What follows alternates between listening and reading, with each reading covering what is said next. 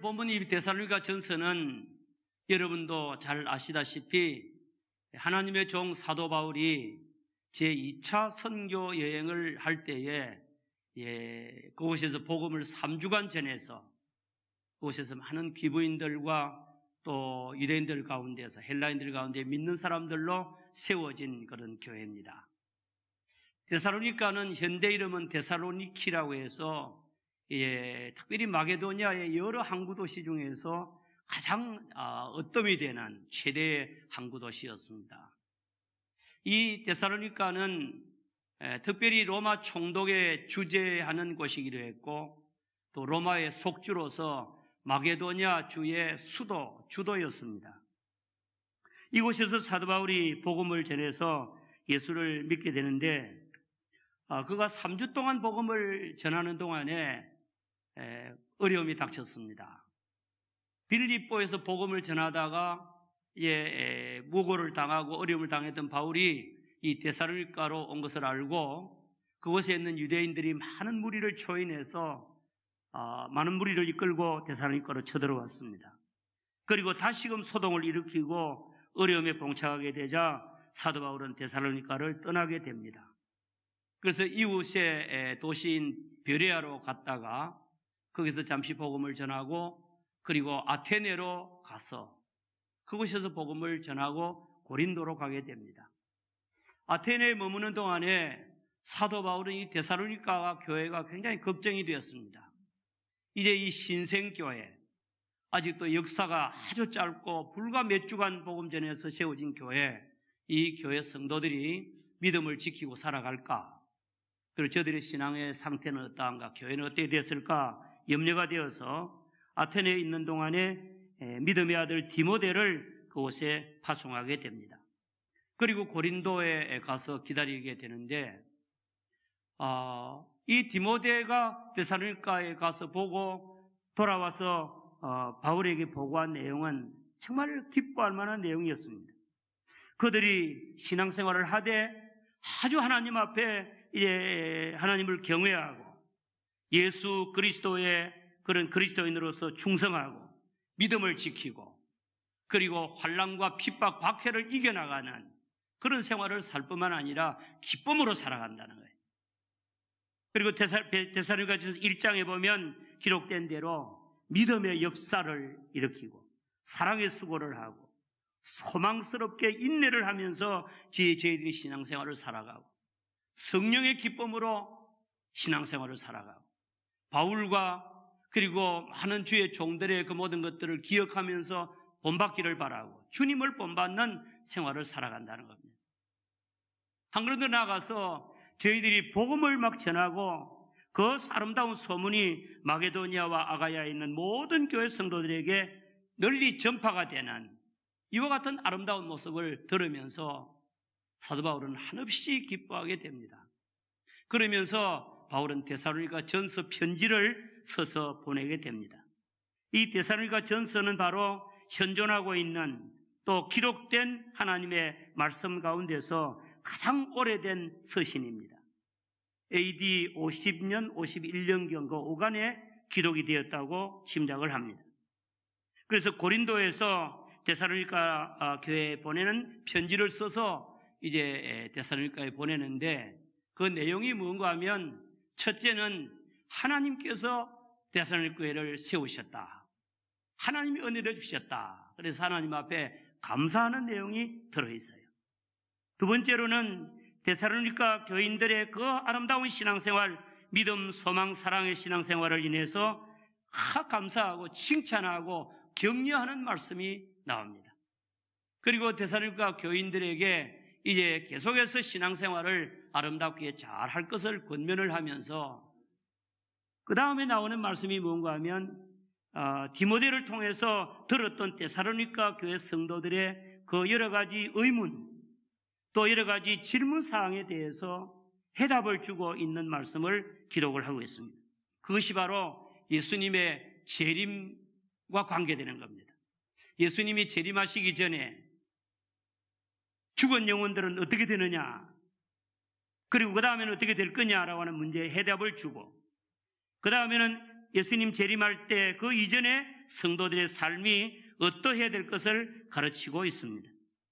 오늘 본문과 그 앞절 12절서부터 오늘 마지막 절까지의 말씀의 내용은 이제 주님의 재림을 대비하는 이런 성도들의 생활이 어떠해야 될 것인가 하는 것을 가르쳐주고 있습니다. 아주 여러 가지 생활을 권면하고 있습니다. 이것이 바로 우리에게는 귀한 교훈이 되는 줄을 믿습니다. 여러분, 우리의 신앙생활은 어느 것 하나를 잘해서 잘한다고 되는 것이 아닙니다. 우리의 신앙생활은 여러 가지 면에 규모 있고 균형 잡힌 신앙생활이 되어야 하는 것입니다. 바울은 말씀합니다. 데살로니가 교인들에게 12절 이하의 말씀해 보니까, 첫째로 형제들아, 우리가 너희에게 구하노니 너희 가운데서 수고하고 주 안에서 너희를 다스리며 권하는 자들을 너희들이 알아주라. 이 어려운 교회에서 섬기는 이와 같은 사역자들을 너희들이 알고 그들의 역사로 말미암아 사랑 안에서 가장 귀하게 여겨주라. 이렇게 말씀하고, 그 다음에 둘째로 너희들끼리 서로 화목하라 그랬어요. 한번 화목 좀 부족했던가 봐요. 화목하라. 그 다음에 세 번째로는 너희들 가운데서 게으른 자들을 권계하고 마음이 약한 자들을 격려를 해주고 힘이 없는 자들을 붙들어주고 모든 사람에게 대해서는 오래오래 좀 참아주라. 이렇게 말씀했어요. 그 다음에 삼가 누구에게든지 악으로 악을 갚지 말게 하고 또 서로 대하든지 모든 사람을 대하든지 항상 선을 따르라. 따라합시다. 악을 갚지 말고 선을 따르라. 그런 가르침을 주었어요. 그 다음에는 이제 주시는 말씀이 개인적인 신앙생활에 대해서 권면합니다. 그리스도인의 아름다운 삶, 그리스도인의 하나님을 승리하는 삶은 어떤 삶이냐? 우리 잘 아는 말씀입니다. 항상 기뻐하라. 쉬지 말고 기도하라. 범사에 감사하라. 이것이 그리스도 안에서 너희를 향하신 하나님의 뜻이니라. 그렇게 말씀하고 있습니다. 우리 한번 따라합시다. 항상 기뻐하자. 쉬지 말고 기도하자. 범사에 감사하자. 그리스도인들의 생활의 가장 기본이 되는 3대 요소를 말씀하고 있습니다. 사랑하는 성도 여러분, 저와 여러분들의 삶은 항상 기뻐하는 자가 되기를 바랍니다. 하나님의 나라가 그 심령에 이루어진 자는 기쁨이 있는 것입니다. 하나님의 나라는 먹고 마시는 것이 아니라 성령 안에서 평안, 이제 화평과 그리고 인내가 희락이라 그렇게 말씀했습니다. 희락. 따라합시다. 하나님의 나라는 기쁨의 나라다. 아멘. 로마서 14장에 나오는 말씀입니다. 하나님의 나라가 그 심령에 이루어짐으로 말미암아 항상 기뻐하는 주님의 은혜를 늘 체험하며 살아가는 자가 되어야 될 줄을 믿습니다. 그래서 그들에게도 항상 기뻐하라. 그리고 그리스도인들은 항상 하나님 앞에 쉬지 말고 뭐하라?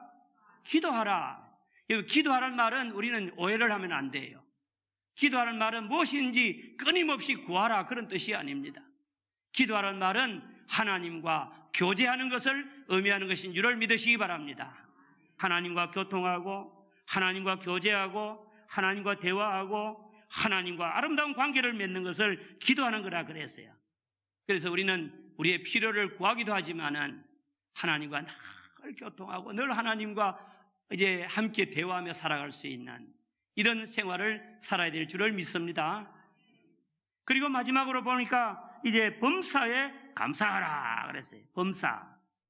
그 다음에 마지막으로 19절에서 22절에 나오는 말씀을 보니까 하나님의 말씀을 들으라 그 말입니다. 따라합시다. 성령을 소멸하지 말고 예언을 멸시하지 말고 범사에 헤아려 좋은 것을 취하고 악은 어떤 모양이라도 버리라.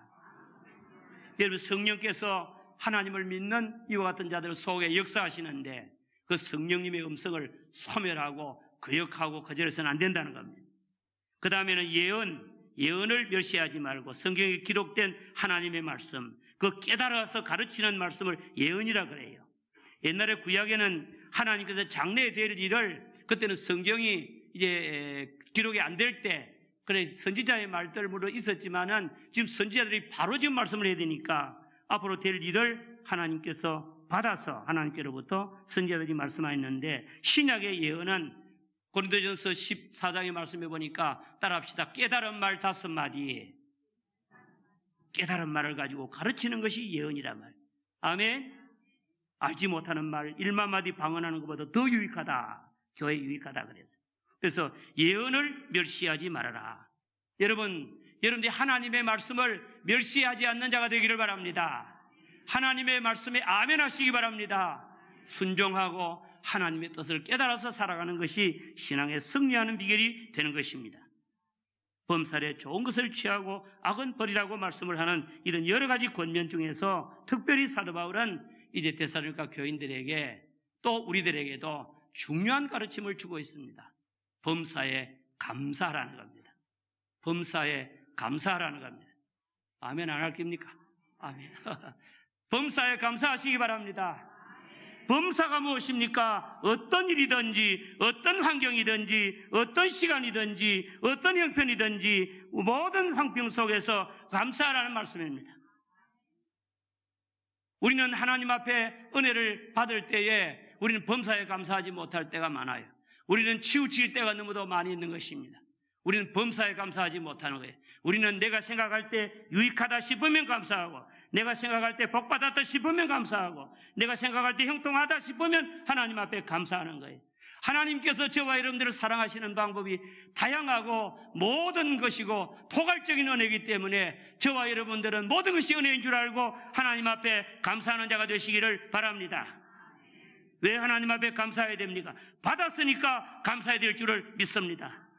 왜 범사에 감사해야 됩니까? 범사의 은혜를 주셨기 때문에 범사에 감사해야 되는 겁니다.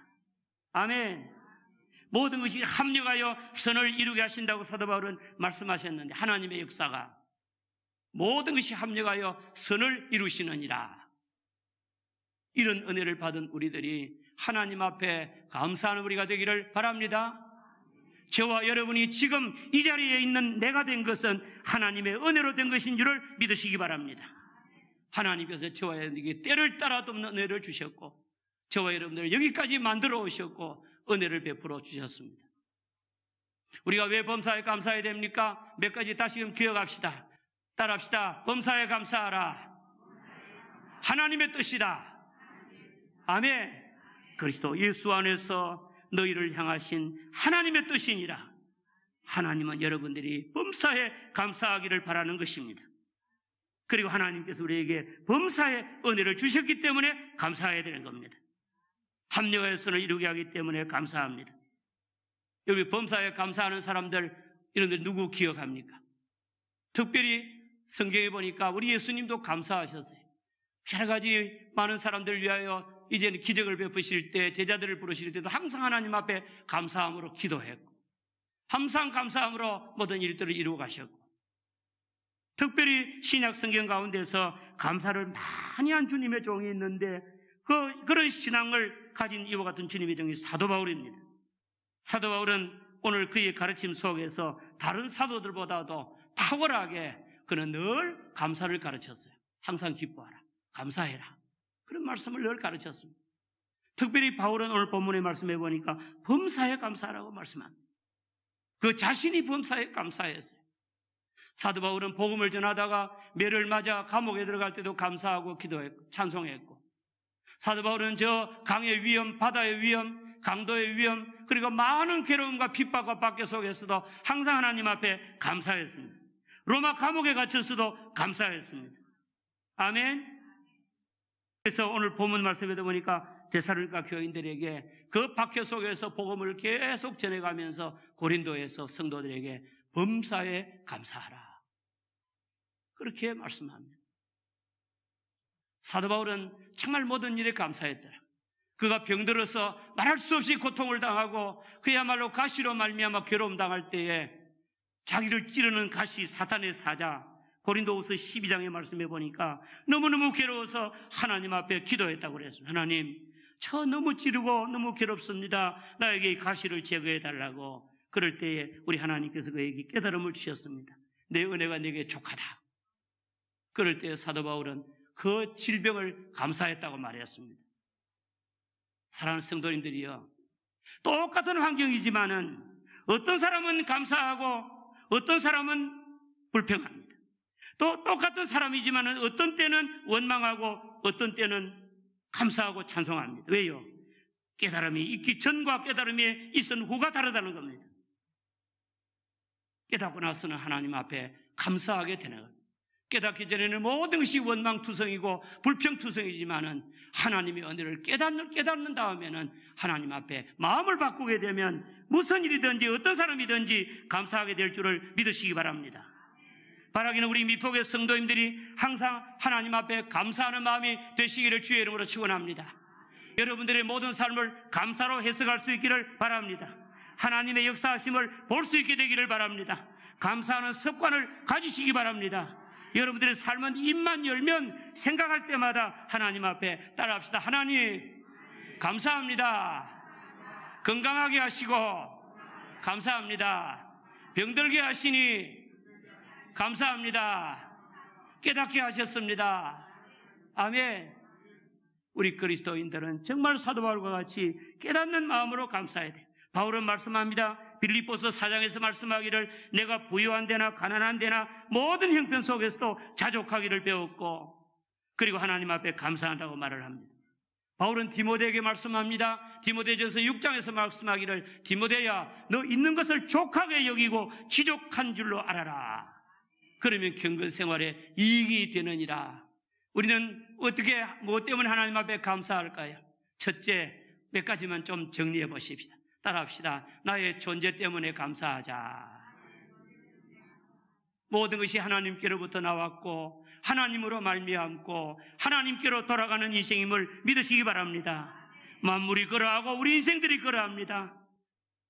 저와 여러분들이 하나님께서 생명을 주어서 살게 하고 주님의 뜻 가운데서 우리가 살게 되는 줄을 믿습니다. 우리의 주변에는 내일을 모르고 불확실한 생애를 살다가 어느 날 갑자기 부름을 받은 이웃들도 많고 갑자기 뇌경색이 오고 뇌출혈이 와서 의식을 잃는 사람도 많고 이 세상에 살 때 정말 여러 가지 많은 고통 속에 헤매는 자들도 많이 있는데 그리고 이 세상을 떠나는 사람들도 많은데 하나님께서 저와 여러분들 여기까지 살게 하시는 거 얼마나 감사한지 모릅니다. 아멘. 저와 여러분이 이 세상에 태어났고 존재하고 복받고 살아가는 거 하나님의 은혜인 줄을 믿으시기 바랍니다. 따라합시다. 하나님께서 나를 이 세상에 살게 하시니 감사합니다.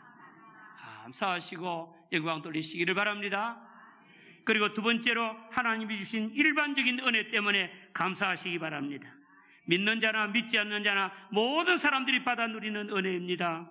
하나님께서 이 세상에 사는 모든 사람에게 먹을 것을 주시고 입을 것을 주시고 살 집을 주시고 그리고 우리에게 맑은 공기를 주시고 그래서 살게 하시고 하늘의 아름다운 햇빛을 주어서 우리에게 건강을 주시고 회복케 하시며 아름다운 우로를 주셔서 정말 우리가 먹고 마시면서 살아가게 합니다. 이 세상의 소용돌이 속에서지만 하나님께서 저와 여러분들을 지금까지 살게 하신 거 감사하시기 바랍니다. 지금까지 지내온 거 주의 크신 은혜인 줄을 믿으시기 바랍니다. 주님의 은혜입니다. 얼마나 많은 세계의 도처에서 굶어 죽어가고 있는 어린아이들과 어려운 사람들이 많고 마실 물이 없어서 동물을 마시고 살아가기도 하고 그야말로 공고한 가운데서 불과 몇십만이면 한 달 동안 살 수 있는 그런 이제 우리가 도움도 주고 있지 않습니까?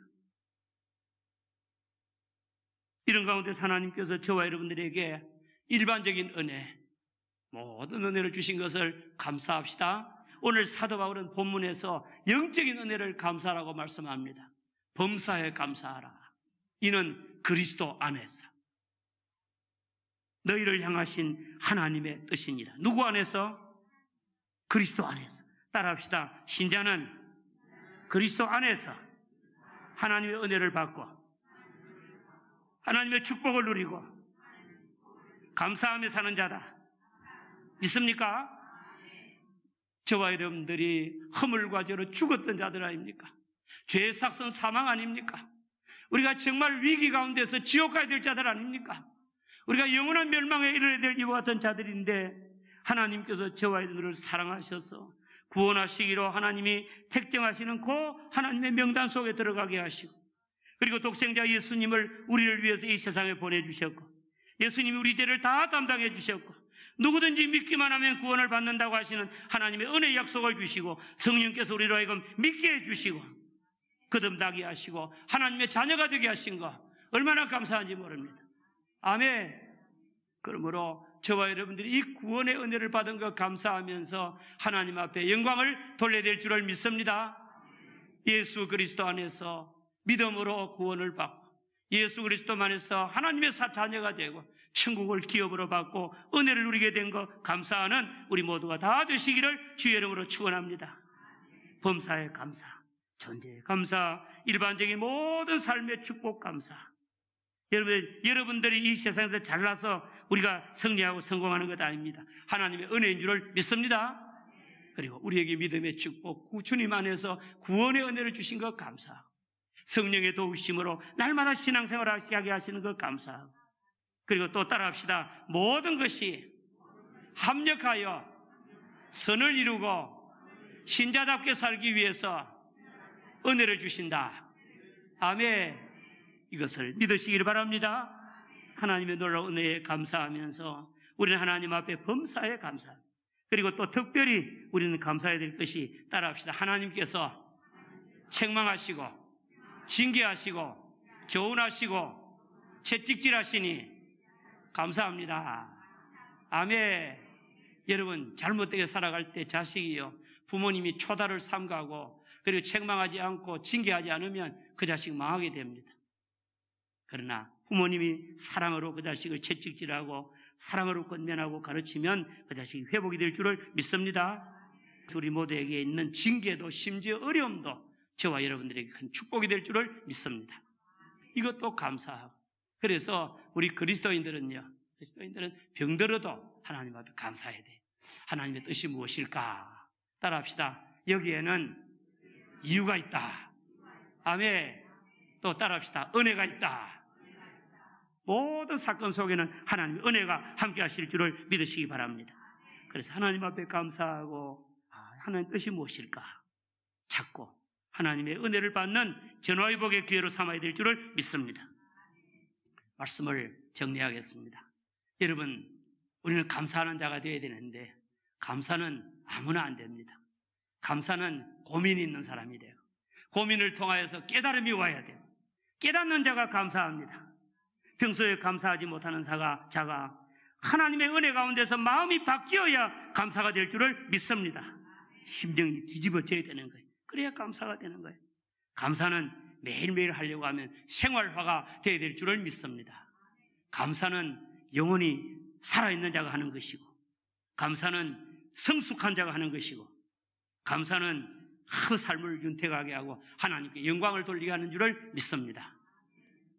우리 모두가 늘 감사의 사람이 되면 승리하는 자가 될 줄을 믿습니다.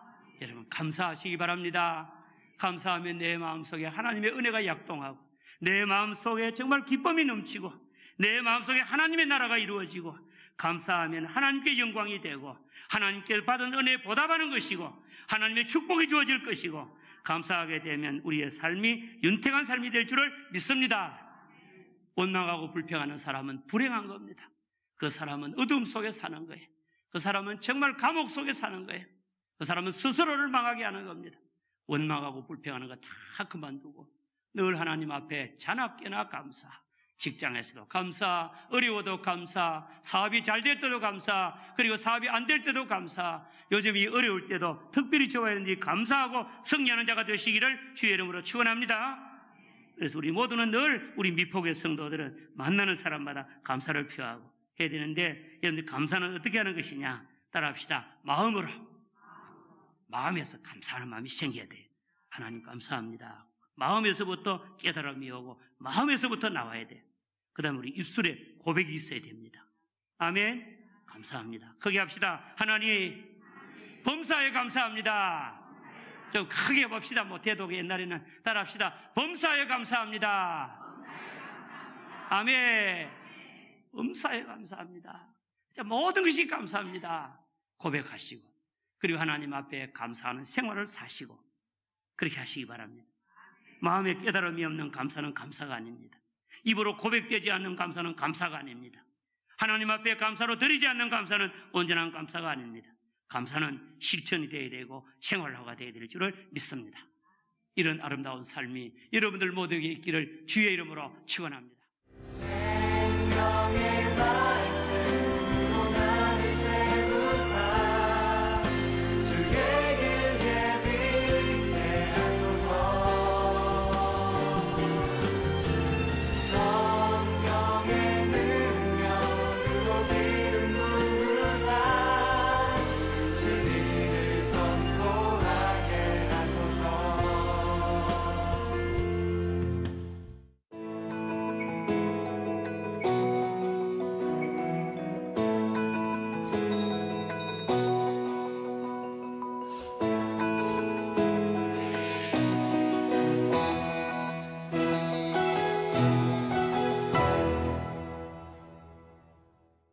너들이 믿음을 지키고 살아갈까? 그리고 저들의 신앙의 상태는 어떠한가? 교회는 어떻게 됐을까? 염려가 되어서 아테네에 있는 동안에 믿음의 아들 디모데를 그곳에 파송하게 됩니다. 그리고 고린도에 가서 기다리게 되는데 이 디모데가 데살로니가에 가서 보고 돌아와서 바울에게 보고한 내용은 정말 기뻐할 만한 내용이었습니다. 그들이 신앙생활을 하되 아주 하나님 앞에 이제 하나님을 경외하고 예수 그리스도의 그런 그리스도인으로서 충성하고 믿음을 지키고 그리고 환난과 핍박, 박해를 이겨나가는 그런 생활을 살 뿐만 아니라 기쁨으로 살아간다는 거예요. 그리고 데살로니가전서 1장에 보면 기록 제2차 선교 여행을 할 때에 그곳에서 복음을 3주간 전해서 그곳에서 많은 기부인들과 또 유대인들 가운데서 헬라인들 가운데 믿는 사람들로 세워진 그런 교회입니다. 데살로니가는 현대 이름은 데살로니키라고 해서 특별히 마게도니아의 여러 항구 도시 중에서 가장 어뜸이 되는 최대의 항구 도시였습니다. 이 데살로니가는 특별히 로마 총독에 주재하는 곳이기도 했고 또 로마의 속주로서 마게도니아 주의 주도였습니다. 이곳에서 사도 바울이 복음을 전해서 예수를 믿게 되는데 그가 3주 동안 복음을 전하는 동안에 어려움이 닥쳤습니다. 빌립보에서 복음을 전하다가 무고를 당하고 어려움을 당했던 바울이 이 데살로니가로 온 것을 알고 그곳에 있는 유대인들이 많은 무리를 초인해서 많은 무리를 이끌고 데살로니가로 쳐들어왔습니다. 그리고 다시금 소동을 일으키고 어려움에 봉착하게 되자 사도 바울은 데살로니가를 떠나게 됩니다. 그래서 이웃의 도시인 베레아로 갔다가 거기서 잠시 복음을 전하고 그리고 아테네로 가서 그곳에서 복음을 전하고 고린도로 가게 됩니다. 아테네에 머무는 동안에 사도 바울은 이 데살로니가 교회가 굉장히 걱정이 되었습니다. 이제 이 신생교회, 아직도 역사가 아주 짧고 불과 몇 주간 복음 전해서 세워진 교회, 이 교회